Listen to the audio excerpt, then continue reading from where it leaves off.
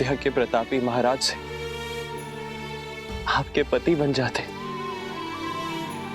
कोई कुछ कहता नहीं है भाभी माँ, किंतु सब जानते कि भैया का केवल तन वहां है, उनकी आत्मा यहां आपके साथ है।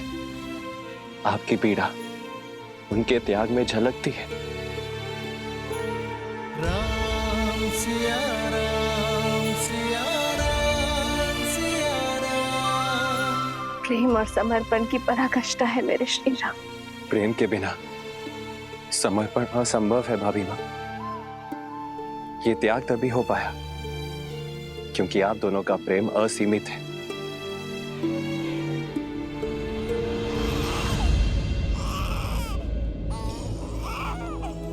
आपके भतीजे ला और खुश।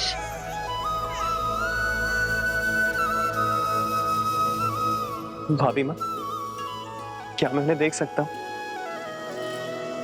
युगल पुत्र पूरा सिया परिवारा, प्रबल आनंद शत्रुघ्न जो पारा।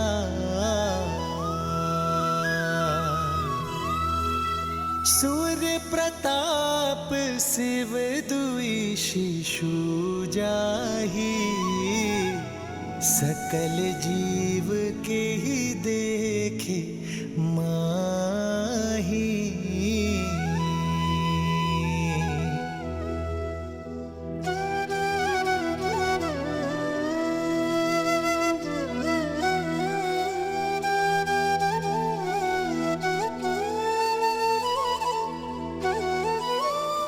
अब आज्ञा दीजिए भाभी माँ। रुकिए भैया, सूर्य वंश के इन सूर्य का तेज अयोध्या तक नहीं पहुंचना चाहिए। आप किसी से कुछ नहीं कहेंगे भैया।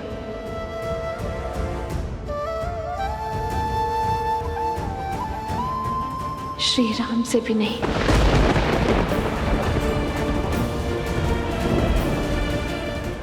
क्यों भाभी माँ?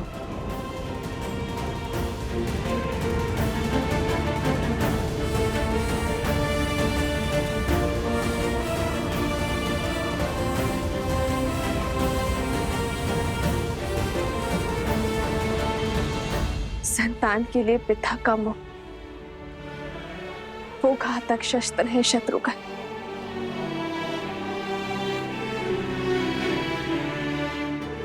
जो बड़े से बड़े तपस्वी का भी तब भंग कर देता है।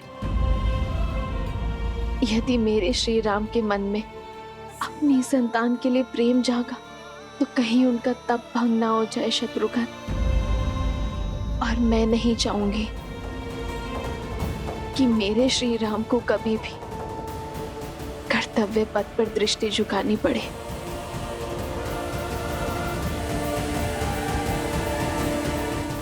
आपके आदेश का पालन किया जाएगा भाभी माँ। अब मुझे आज्ञा दीजिए। तेरी जयकार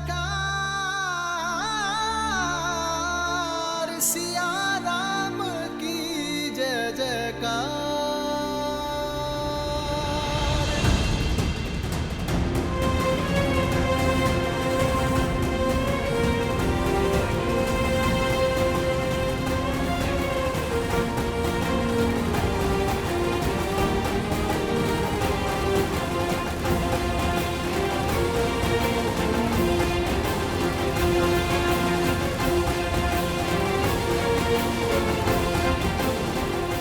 श्री राम।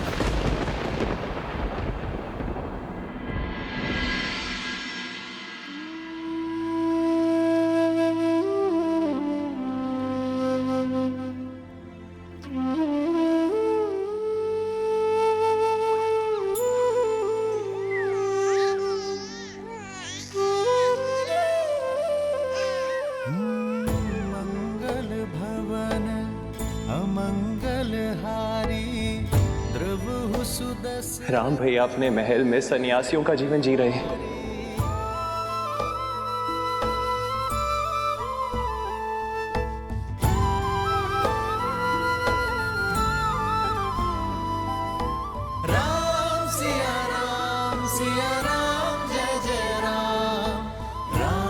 सीते, तुम्हारा मन शांत और आनंदित है, पर पीड़ा की झलक भी है।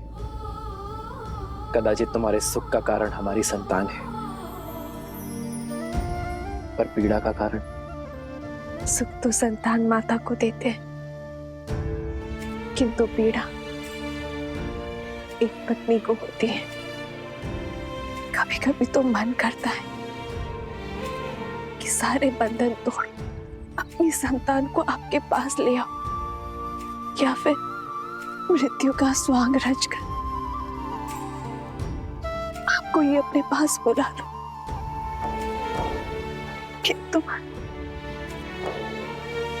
किंतु तुम जनक की पुत्री हो, राम की अर्धांगिनी हो, रघुकुल की पुत्र वधू हो।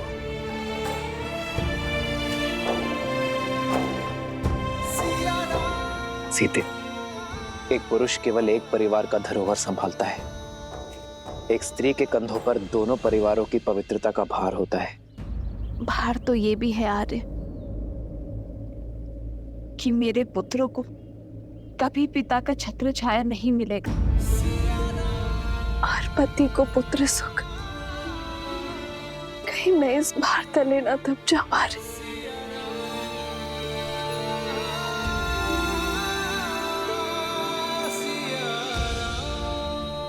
भार स्वार्थी होता है सीते,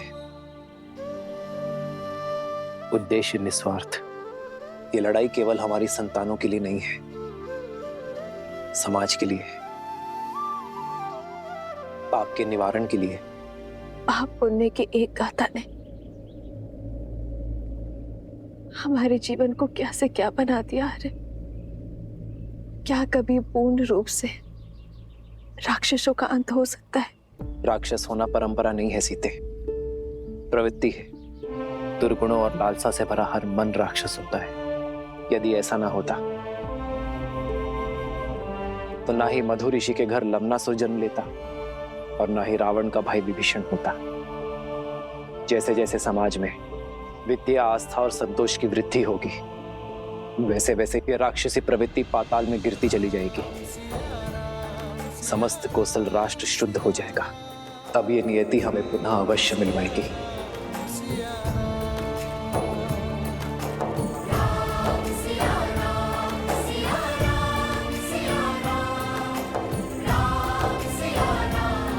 राम कथा में राम के जीवन का सार है। मुझे इस पथ पर चलना होगा।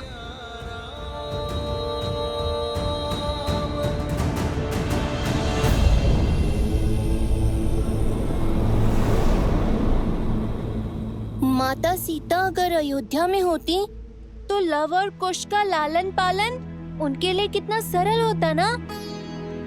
अब यहाँ आश्रम में अयोध्या की महारानी को शरण लेनी पड़ी है। पुत्र गणेश, इस संसार में हर स्थिति का महत्व होता है। देवी सीता की इस स्थिति का महत्व है अपने पुत्रों को सुसंस्कार देना और लोक अपवाद से उनकी सुरक्षा करना।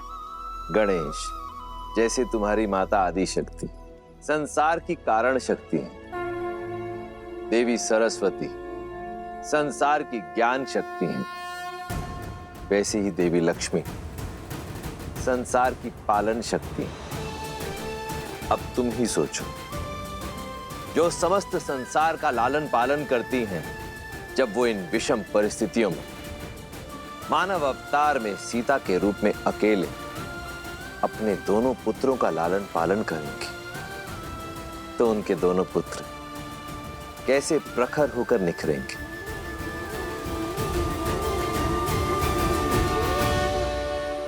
लव कुश जेहि पर कृपा करहि जनु जानी, कवि उर अजिर न जावहि वानी। देव शिशु जन मिलाति सूरा, कल्पलोक अति दिव्य विधूरा। एक मुख सूरज एक मुख चंदा, लव कुश सुख आनंदा। एक एक आत यमज युगला, जान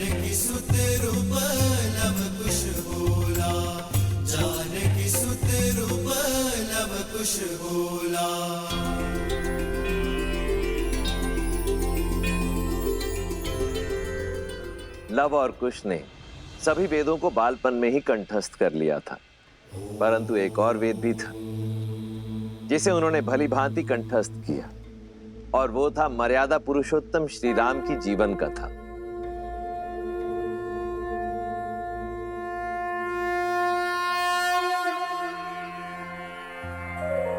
बैठो। ॐ भूर्भुवः स्वः अग्निर्षि पवमानः पाञ्चजन्यः पुरोहितः तमिमहे महाज्ञं स्वाहा इदम् अग्नये पवमानाय इदं नमः। शास्त्र विद्या के साथ साथ शस्त्र विद्या में भी निपुण होते चले गए। जो नदी के तट को मिलाते सेतु, जन्म मात पिता मिलन के हेतु, रामचंद्र सिया विरह घटाने प्रकटे लव कुश रूप सुहाने। जो नदी के तट को मिलाते सेतु, जन्म मात पिता मिलन के हेतु, रामचंद्र सिया विरह घटाने प्रकटे लव कुश रूप सुहाने। जहां एक और लव कुश अपनी माता सीता के सानिध्य में महाप्रतापी राजा राम के गुणों को ग्रहण कर रहे थे, वहीं दूसरी ओर मर्यादा पुरुषोत्तम श्री राम सीता की स्मृतियों के सहारे परंतु अपने पुत्रों के अस्तित्व से अनभिज्ञ अयोध्या के राजा होने का दायित्व निभा रहे हैं। अपने त्याग और सामर्थ्य से राम राज्य स्थापित कर रहे हैं।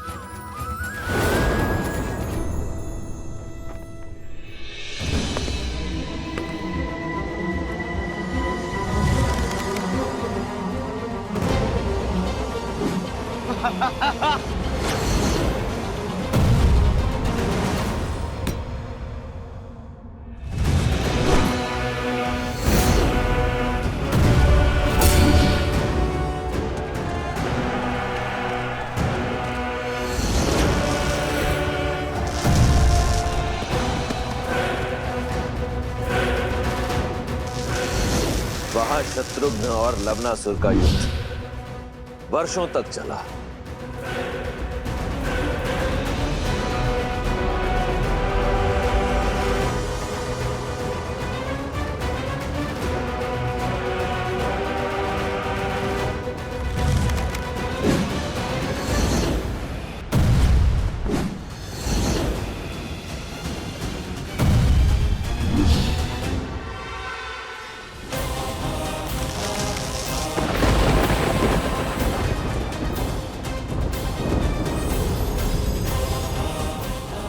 ये अस्त्र मुझे ऋषि अगस्त्य ने दिया था, और आज ये अस्त्र मैं तुम्हें सौंप रहा हूं शत्रुघ्न।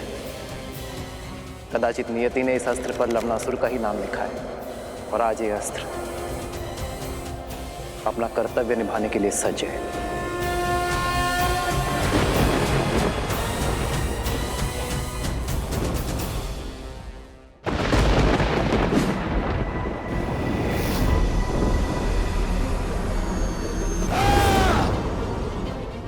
नारायण के अस्त्र और मेरे अस्त्र की भिड़ंत से इस संसार को सर्वनाश से बचाने के लिए मैंने अपना अस्त्र लौटा लिया।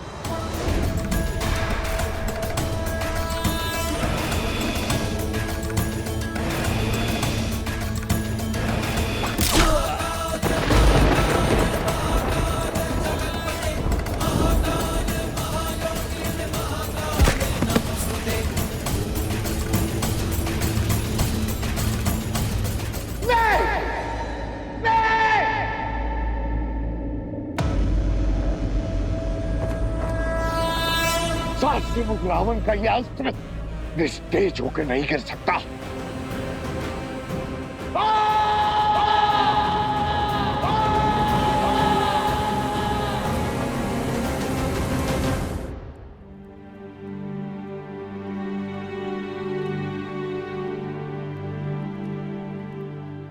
प्रेम समर्पण करुणा ज्ञान से है भरा दो प्यारा नाम। जय सिया राम जय जय सिया राम, जय सिया राम जय जय सिया राम, सिया राम सिया राम सिया राम सिया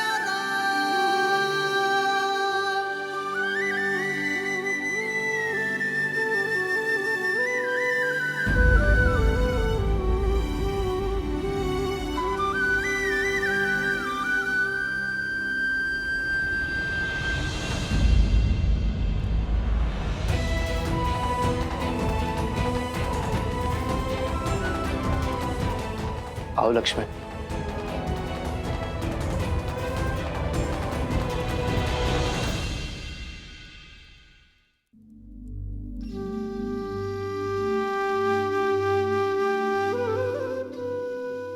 जिन श्री राम की बाईं ओर भाभी माना खड़ी हो, वो अयोध्या के राजा राम अवश्य हो सकते, परंतु लक्ष्मण के भाई कदापि नहीं।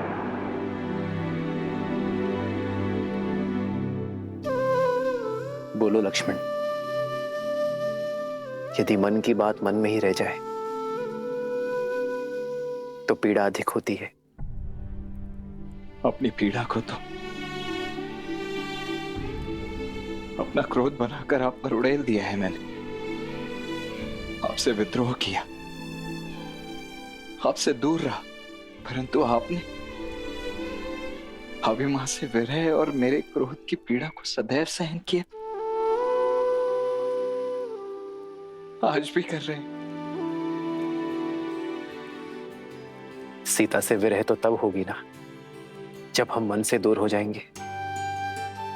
सीता मेरी श्वास है लक्ष्मण, और श्वास मृत्यु के बाद ही दूर होगी शरीर से।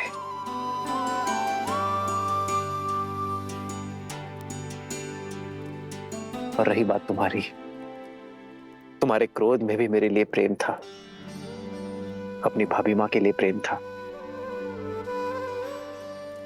और प्रेम कभी अनुचित नहीं होता लक्ष्मण। मुझे क्षमा कर दीजिए भैया।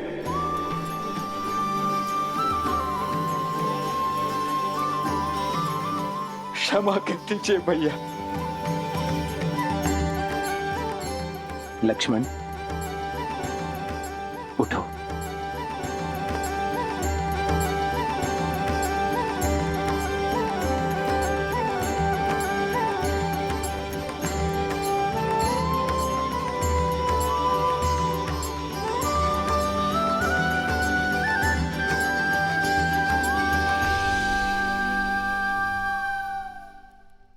मुझे क्षमा कर दीजिए भैया।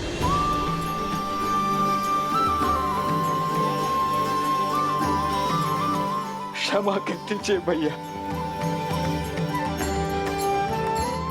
लक्ष्मण उठो।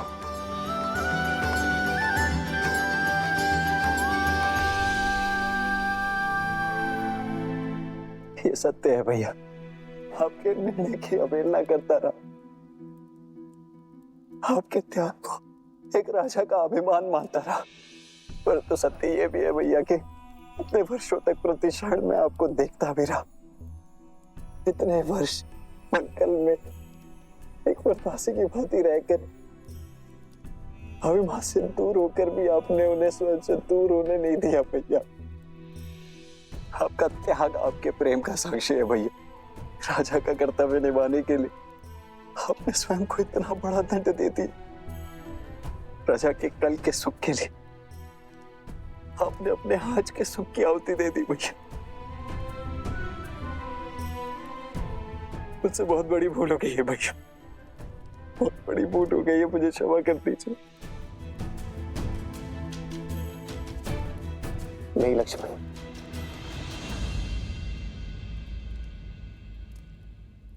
जितना दुख मुझे सीता के बिछड़ने का था, उतना ही दुख मेरे लक्ष्मण को स्वयं मुझसे दूर जाते देखने का था।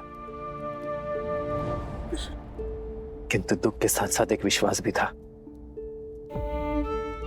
कि मेरा भाई एक दिन मेरे निर्णय को अवश्य समझेगा। वो एक दिन मुझे क्षमा अवश्य करेगा, एक दिन मेरे पास लौटकर अवश्य आएगा। और मेरा विश्वास करो लक्ष्मण, सीता भी सम्मान सहित अयोध्या लौटकर अवश्य आएगी।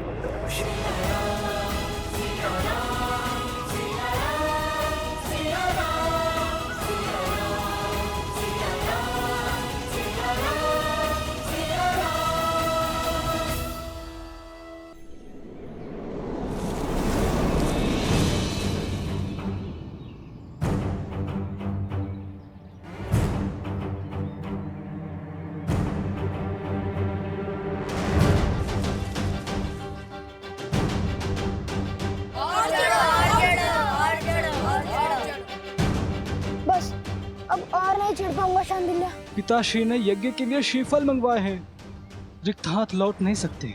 ऊपर चढ़ो, अन्यथा दंड मिलेगा।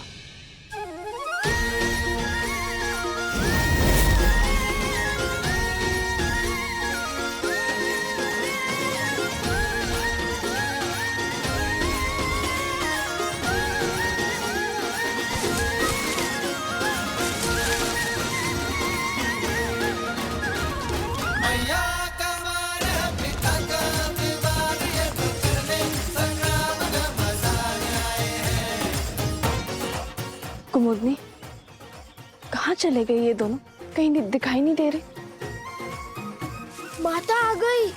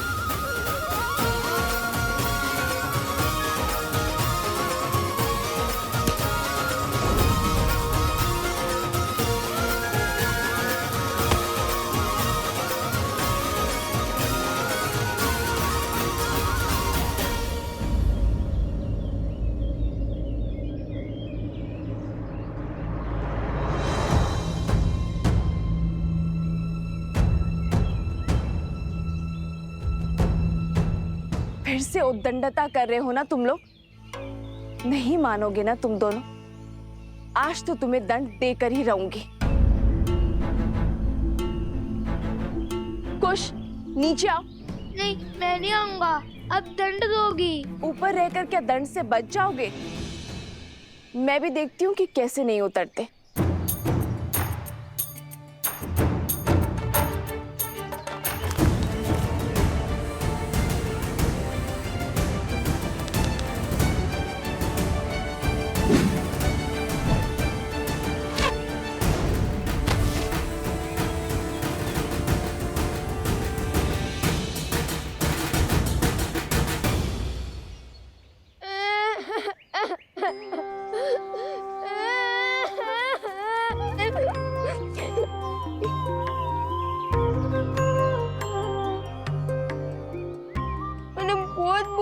भैया को कि मुझे ऊपर मत भेजो, माता क्रोधित होंगी। फिर उन्होंने मेरी एक ना सुनी। बड़े भैया का आग्रह था, वरना मैं और इतना बड़ा दुस्साहस। रोना बाद में, पहले दंड लो। जब डांटने का उद्देश्य पूरा हो गया